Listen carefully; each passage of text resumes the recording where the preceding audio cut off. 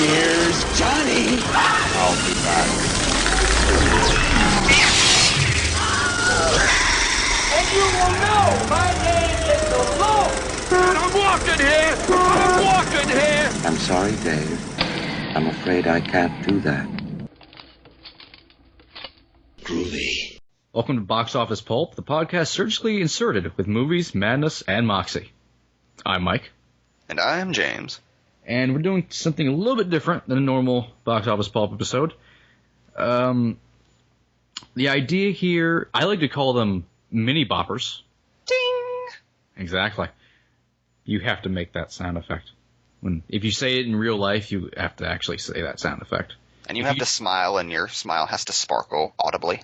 Yeah, if you do not have a friend with you to make this sound effect, record it and play it later. If you do not have a phone that records things, I recommend one of those shirts that, you can play music on. Anyway, moving on. Hey, if you cannot find one of those shirts, I recommend buying a tape recorder. If you live in the year 2013 and cannot find a tape recorder, kill yourself. If you don't want to kill yourself and instead want to be Special Agent Dale Cooper from the cult series Twin Peaks. Okay, we're going down a rabbit hole here. Let's just do this for a half hour. Just word association. If you do not want to go on a space shuttle to Mars. John Carter. Anyway, the idea here is to do short, half-hour episodes just discussing a movie we've just recently seen. Be it a new movie or something we just finally just watched, you rented or something, or just finally watched for the first time. Some of these episodes maybe have one person on just quickly giving their thoughts to somebody who maybe didn't see the movie, or like this, we've both seen the movie, and we're here just to give our thoughts on and talk about real quick. Not like a normal BOP episode, because we're not really analyzing it or anything like that, or not giving our negative response, but we're just here, discussing it with each other. Also, we don't have the mothering embrace of Flexo. Unfortunately, Cody Flexo is not here for this. This is... anybody can do these. Mini bops, as I like to call them. Yeah, I'm here with you in spirit, buddies. I really hope these are called boppers, by the way. It's a catchy name. Ding. It is. Anyway, already forgotten myself. Yeah, pretty much. This is why we need a sound effects board.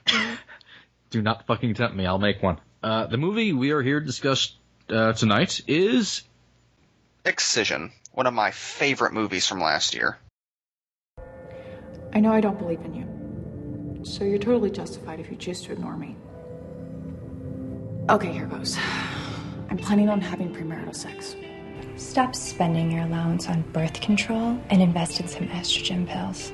And my mom, as I'm sure you know, is a total bitch. You've got a bit of something on your nose. It's a piercing. I did it last night. You ruined your face? I'd accept full responsibility for all my actions. But let's face it. What is it with you, Pauline? Give me 5 minutes with a clinical psychiatrist, and you'll have a doctor's note that will clear this right up for you. I want to thank you for providing me with the strength to accomplish great things. Amen. Starring Annalyn McCord as an ugly woman. Science fiction. And Tracy Lords as the woman she loved.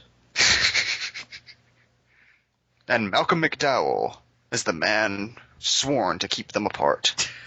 So you watched Excision before me months ago. I mean, we were both looking forward to it, but... Yeah, we were both looking forward to it after the brilliant trailer was brought to our attention. This is a really awesome trailer. How amazing is that trailer? I watched it before we recorded. It's hypnotic. It's magnificently edited. I ripped an MP3 out of the music that was composed for that trailer. I'm disappointed it wasn't in the movie, but you can't have everything. Yeah. Oh, by the way, there's going to be spoilers galore on this motherfucker, so... Spoilers, Excision dies. Yeah. Oh, spoilers, Excision dies. You got to say spoilers. Also, we curse, so... Fuck. Shitty fuck balls. Wow, that one made sense. But yeah, I was so hyped for this movie, I ordered the DVD off of Amazon as soon as it became available. You bought it sight unseen. Which I never, ever do. It's a terrible mistake. The only other times I have ever bought a movie sight unseen were Hellraiser and Fright Night. Those turned out pretty well for me, so I was feeling good about this purchase. Kind of related. It really is. So, you had bitched at me forever to finally watch this damn thing. So much so, you were going to illegally download it and give it to me. You were going to break laws when you watch this movie. Like that I was the pirate in our group. Why did you invent pirating, James? So I created the Pirate Bay just so Mike could watch this movie. Goddamn Scandinavian bastard. I don't know why I'm Scandinavian either. I'm currently under indictment like the Mega Upload guy. Oh, the Mega Upload guy. What the hell is that guy's name? He has an amazing name. He has a pretty awesome name. I almost used... anyway, I almost went off a tangent there. Once again, only supposed to be a half hour. So I finally watched the movie a couple weeks ago. And here we go. Here we are coming together to talk about it. So how would you describe Excision? Now, Excision gets the branding of a horror movie, but I don't feel entirely comfortable listing it as such. Horror movie elements in it?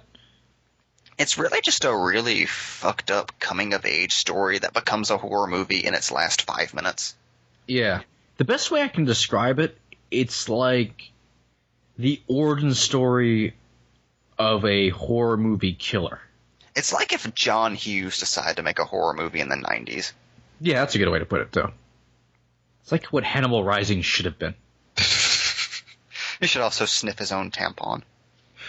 And lick it. He would do that, too. That's a disturbing thing. It's Mads Mikkelsen, though. That's a terrifying mental image. A lot of menstrual blood. A lot of menstrual blood. This is my... By the way, have you listened to the commentary? No, I didn't, unfortunately.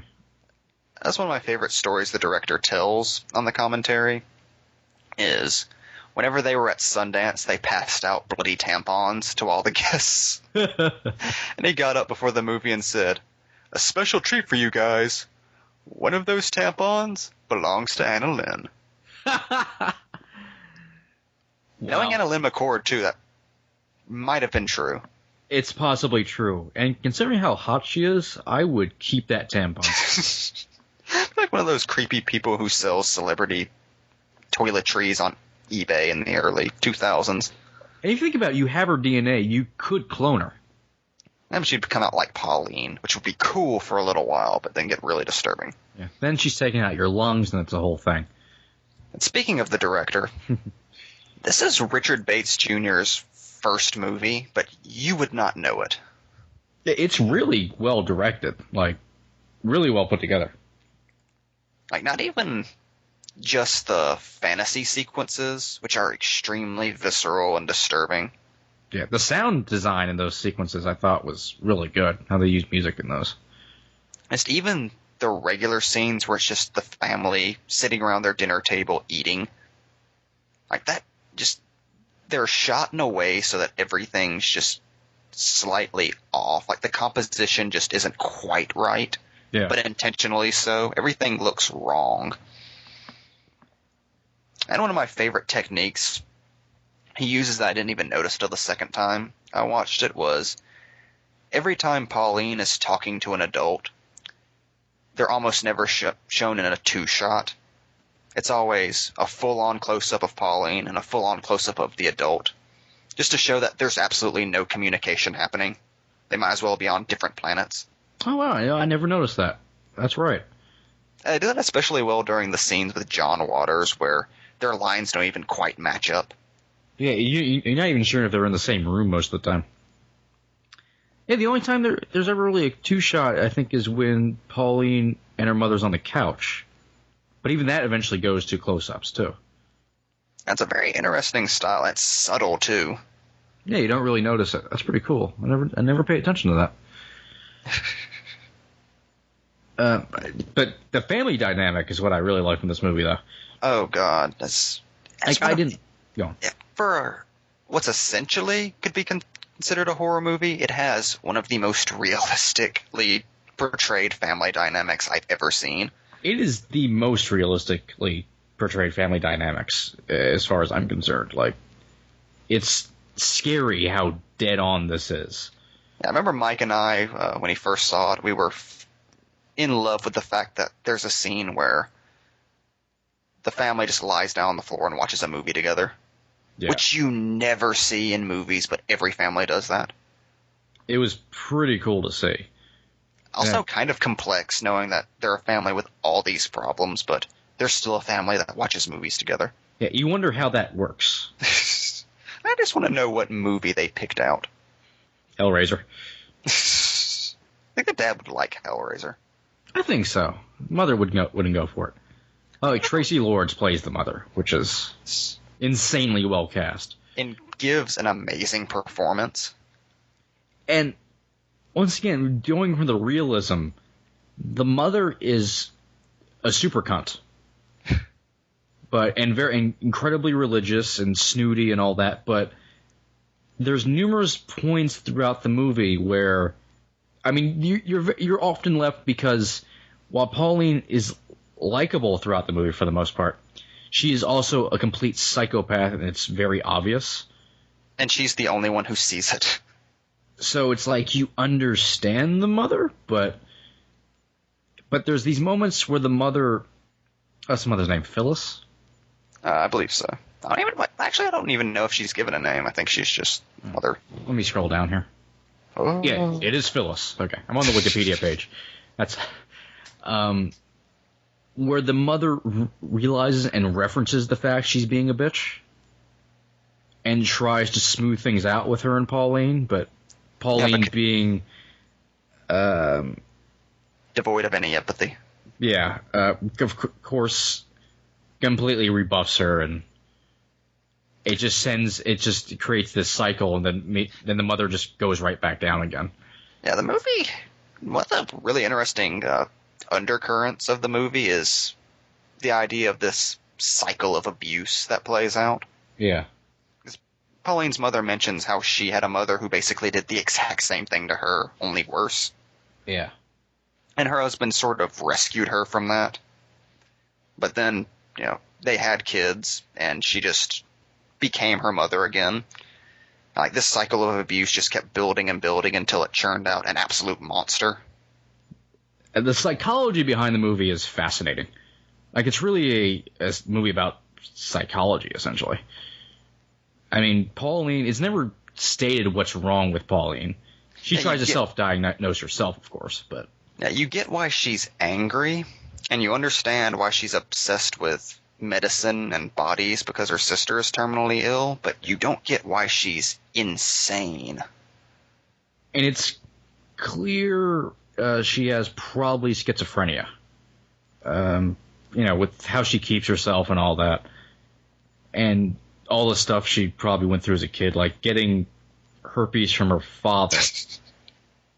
In a completely, not in a weird, fucked up sex thing, but he rescues her. Yeah, he rescues her from a pool when she's drowning and gives her mouth-to-mouth resuscitation, which gives her a cold sore, which she treats like a sexually transmitted disease. Yeah, and brings it up to him frequently. And the father is just completely beat down, devoid of anything at this point. At the same time, he seems to be the one who shows the most respect for Pauline. Yeah. And understands her the most. But since he just refuses to speak up for anything, it doesn't really matter. Well, yeah, are you as obsessed as I am with the scene where the mother tells them she's going to have to unplug the toilets because they're shitting too much? That's such a mom thing to do. I know. Yeah, the idea of body shame is something that really plays in heavily with the movie. A lot, yeah. By the way, I'm also obsessed with her replying with, "Must not be getting enough fiber," and then them immediately cutting to the dad laughing. I know. That's such a dad joke. I know. That's the kind of jokes daughters tell to make their dads laugh. Exactly. It's kind of shocking that this movie was written and directed by a man. It really is, because he it's actually just how a teenager works is written so well. I mean, even though it's through the weird window of a person with complete psychosis, but the thing is, everybody has met a girl like Pauline. Yeah. Like, you don't see those girls in movies, but everybody went to high school with the weird girl who picked at scabs and didn't take showers. And Pauline does not. She sleeps in her clothes. She dissects dead animals. I just assumed there was going to be a scene where she shit her pants and then just sat in it. She seems like that kind of girl. Probably was. Deleted scenes, Hero. Deleted scenes. But going back to the body shame thing, the obsession with body is probably the biggest theme of this movie. Body and just image in general. Now, there's a subplot where Pauline tries to lose her virginity, and the way it's portrayed is really fascinating, where it's not so much that she wants to have a boyfriend and have sex with him. Just in her point of view, sex is something her body does that she hasn't seen before. Yeah. Like her first sexual experience is completely focused on herself. So much so that she wants to lose her virginity while she's on her period. Because the idea of just bleeding all over the guy and having him covered in her blood is the hottest thing in the world to her. Yeah, she has blood obsessions and things throughout the movie. Which leads to my favorite shot in the entire movie, where she just pulls out her own tampon and makes this weird chimpanzee face while she sniffs it. My favorite part of the movie is when she's riding the guy and he says, "Oh, you're so wet." I remember that's what I kept telling you. I would tell you just that one line and say, you have to see this movie. It's going to bother you so much. And then it cuts back to her visions of the bed just soaked in blood and she's splattering it all over the place. Which was how the director lost his virginity. Yeah. Going back to the tampon scene, apparently Annalyn McCord was so into the role, she wanted to use her own bloody tampon for that sequence. By the way, how much does Annalyn McCord just go in head first into this role? Gotta be honest, I did not know Annalyn McCord was a good actress. I thought she was just a chick who just got jobs because she was hot. I didn't know she was actually a good actress. I had never seen her before until seeing the trailer, and I looked at photos of her afterwards. Not just the makeup job, but just her posture and her facial expressions. I honestly think she deserved an Oscar for this role. It's the best performance I've ever seen in a horror movie. This is a really transformative role for, there's nothing remotely close to anything she looks like or walks like or anything. And it's not the usual Hollywood thing of, I have a prosthetic nose, I'm a different person now. I mean, she, like fucking Heath Ledger, transforms into this character. She holds her jaw in a certain way. And she gives herself an underbite for the entire movie. Yeah. It has to hurt. Yeah. I've tried doing that before. It gets painful after the first 20 seconds. And, I think they gave her some kind of dentures, though. But, I mean, they did ugly her up for the most part. But still, it's pretty fucking amazing. It's kind of fucked up how movies work, where if you saw a girl who looked like Pauline in your day-to-day life, she'd be the most attractive girl at her high school. But in a movie where she's surrounded by impossibly perfect people, she's the ugly one. I don't know. She had a lot of stuff going on over her face. And she did have the cold sore. Cold sore, and she never washed her face, so there was some gnarly stuff going on there for a while. It's impressive whenever you're able to make a character look like she smells bad. It's pretty awesome, like the girl with the dragon tattoo. But I think what would you say the main relationship the movie is? I really think it's Pauline and the mother. I would say Pauline and the mother. Their second most significant relationship is Pauline and her little sister, but in the end, Pauline only does what she does partially because she wants to make her mother proud. Yeah, all right, so not even so much that she wants to make her proud. She wants to justify her existence because she just feels like her younger sister is the real daughter. Yeah, and she was just the mistake. And she's so happy at the end.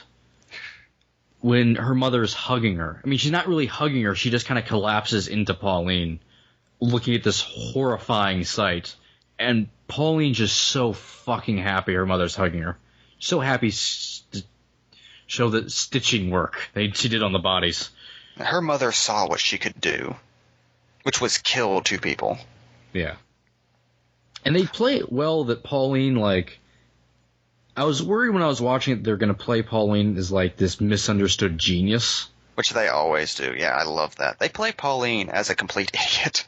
Yeah, who just reads books and vaguely understands words and things, but... And at one point she tries to give herself an STD test by taking a blood sample and looking at it under a microscope. Yeah. And, you know, she doesn't really understand that much about her little sister's disease, and... Yeah, her attempt at curing her is just killing another girl, ripping out her lungs, and then shoving the new lungs into her body. Yeah. Which kills her horribly. And it makes a really great point about how entitled teenagers are. How every teenager thinks, well, I could do all these things. I've read a book. Yeah. It's a real teenager movie.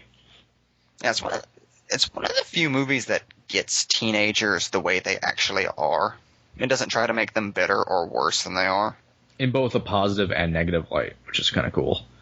Like, you understand where the mother's coming from most of the time, which is fucked up. Yeah, the mother is probably the most complex character in the movie. Yeah. Like, she's just so happy that her daughter's going on a date. She puts makeup on her. And this was, like, the day after she was pretty much just screaming at her for being Pauline. Now she's just so goddamn happy she's doing something vaguely normal.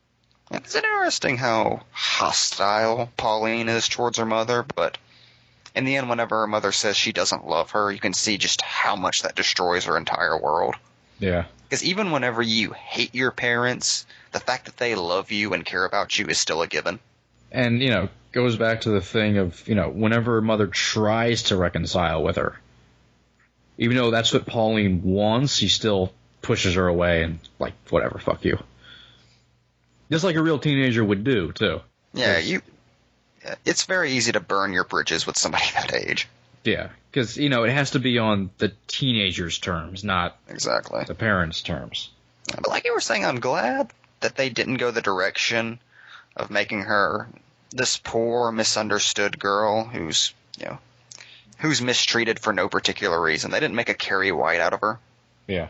They even have a scene where she meets a girl who she believes is like her. She puts her arms around her and starts talking about cum dumpsters. The girl just immediately just leaves. Yeah, she's too freaky for the freak girl. Because that was an actual outsider who actually had things to offer, whereas Pauline was just a weirdo. Yeah. Then she forced herself on a young boy. Yeah, to try to give him herpes. But the kind of psychosis Pauline has, I think it's really well written. Because it's not over the top, but not necessarily like, it's not trying to make it subtle, it's just kind of realistic. It's like, her entire life isn't the fact she's crazy, but she's just crazy. It's just the fuel to the fire. Yeah.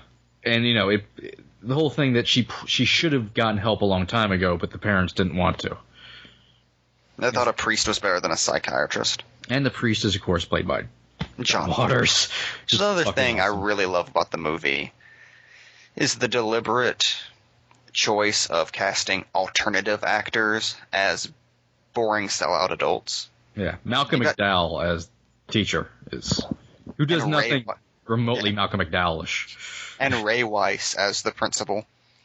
Ray Weiss just Twin Peaksing it up. Because he was told by the director to Twin Peaks it up. Exactly. I do love that moment where right before they cut away where Ray Wise just looks at the portrait of George W. Bush. Yeah, kids today. Yeah. And Marlene Matlin. That was awesome. I did not expect her to show up suddenly. Just a great cameo where she just insults the characters through sign language, and that's her role in the movie. Like, just in the movie because the director thought Children of a Lesser God was cool. And again, Tracy Lords, who just... Tracy Lords has become kind of a punchline in movies over the years. Like, oh, this movie stars Tracy Lords, so you know it's going to be good. Tracy Lords is actually a really good actress. She is. Yeah. And a good naturalistic actress, too. She puts on a fucking awesome performance as the mother. Because it could just be like straight just super bitch the entire time, but I do want to talk about, there's these cutaways throughout the movie. I'm not talking about the dream sequences, which we should talk about, but where Pauline talks to God. Which are a real highlight of that movie. Yeah. Pauline doesn't believe in God, but throughout these cutaways, she starts to believe in God for some reason. Well, she talks to God like he's an imaginary friend. Yeah. Like, she knows he's not there, but she has to talk to somebody. And it's shot amazing in this amazing way. Which is an accident. Oh, yeah, you were telling me that. Yeah, originally, she's kneeling in her bedroom on her bed. And it's completely fully lit like a normal scene. But the composition was off because she sat on the carpet wrong. And it was crooked, and that bothered Bates so much that he just blacked out the entire scene. Yeah, all you can see is just Pauline's face and her hands. Which is probably the most iconic image in the movie. Yeah. It makes for a great visual metaphor as throughout the movie she's swallowed up more and more by darkness. Until finally the end, she just fucking enacts her plan to save her little sister by shaving off all of her hair and killing a woman and killing her little sister and in the garage and in the most horror movie scene by just the way it's shot. But are you obsessed with the 80s horror movie music in that scene? That was pretty awesome. Speaking of her little sister, this movie has one of the most realistic depictions of a terminally ill child I've ever seen.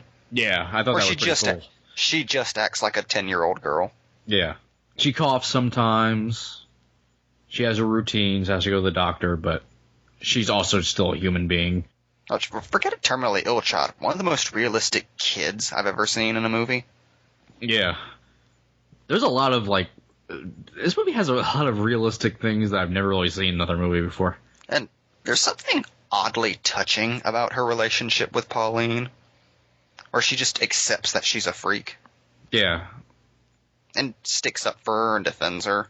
And which is interesting because Pauline thinks that she's taking care of her, when in actuality the little sister is way more intelligent and emotionally mature than she will ever be. Yeah, Pauline still acts like she's, 10 in a lot of ways. To the point where her little sister has to take up for her in front of bullies. Yeah, that was pretty awesome scene. The jump rope girl. And to the point where whenever Pauline chloroforms her, she doesn't even think anything's going on. Like, she's just saying weird, ominous things and wrapping her hands around her neck, and she's just coloring in her coloring book because the day before she licked her. Just 'cause. Because dying makes your skin taste salty. She read it in a book.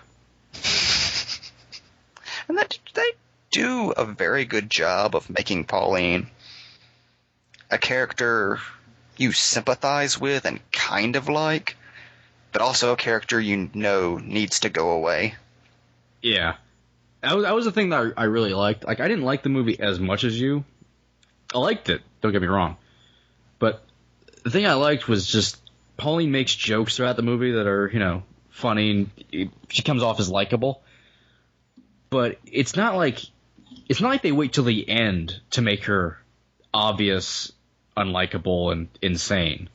It's there from, the first scene. Yeah, it's often very gray, like the subplot with her losing her virginity, where she deliberately sleeps with the boyfriend of a girl who makes fun of her in class. And then they attempt a revenge on her, which is kind of justified. And then Pauline just beats the shit out of the girl in this awesome Zack Snyder slow-mo sequence. And you feel righteous for it. And it's like you don't know whose side you're on. It's like, that was kind of a horrible thing Pauline did, but I don't like these other characters. So I guess I'm rooting for her. Yeah. He does a really good job of balancing it. Like, he never really... It's like, one scene, Pauline's really likable, and you're kind of rooting for her, and another scene, she's doing something really terrible, or just doing something that you can't really be Like, you can't really get behind. Like, when she takes the pigeon. And it's like, okay, she's, taking out the pigeon's guts, and then, alright, she's licking the blood now. And this is a weird Saturday. Yeah, and she's like, she thinks she's doing something scientific, but she's actually just taking out the guts of an animal and putting them in cups and playing with the guts. While talking to it.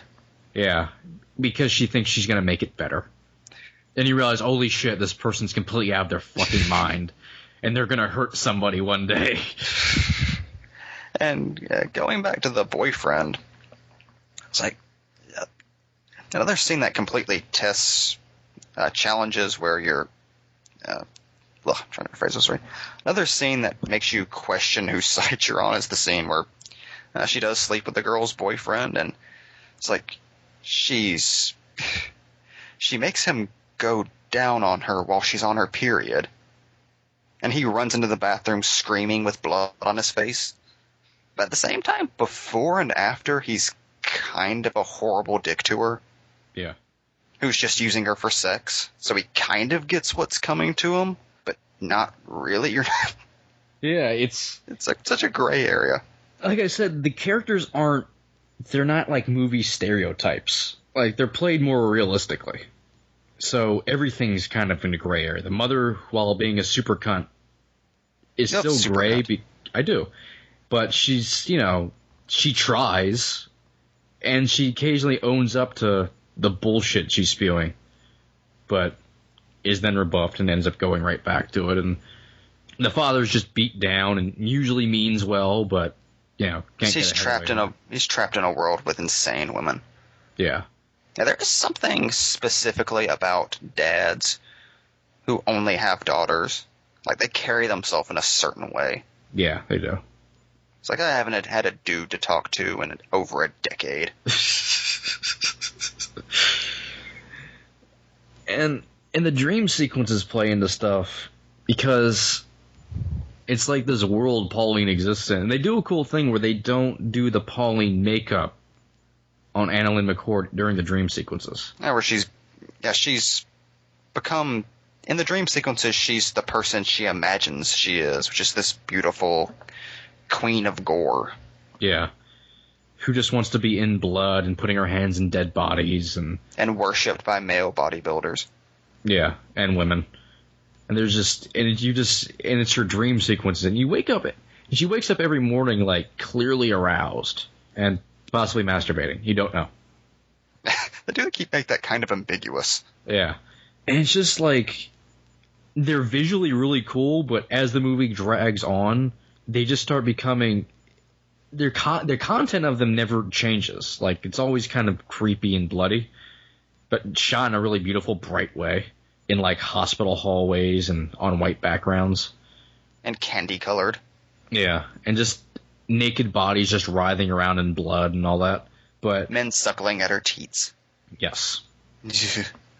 But as you get to know Pauline, the fact she keeps having these visions more and more becomes really creepy and disturbing. Especially when you get to the point where she's anointed their queen. Yeah. That's the moment where she decides that she's going to perform the operation.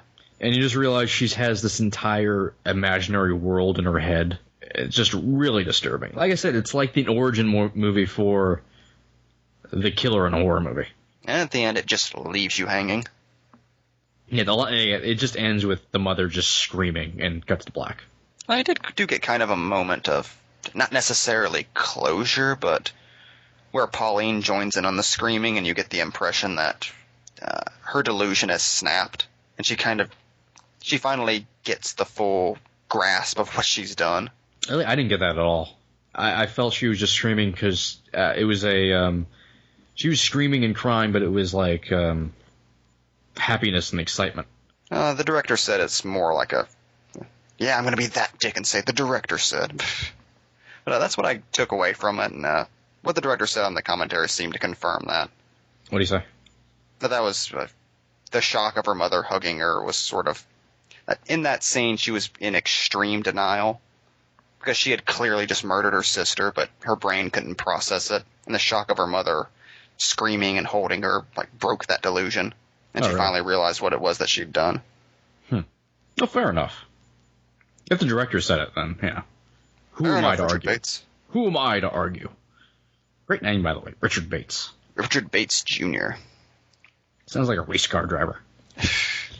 Anyway, we're a bit past our 30 minutes here. I like how we just talked about the psychology behind Excision.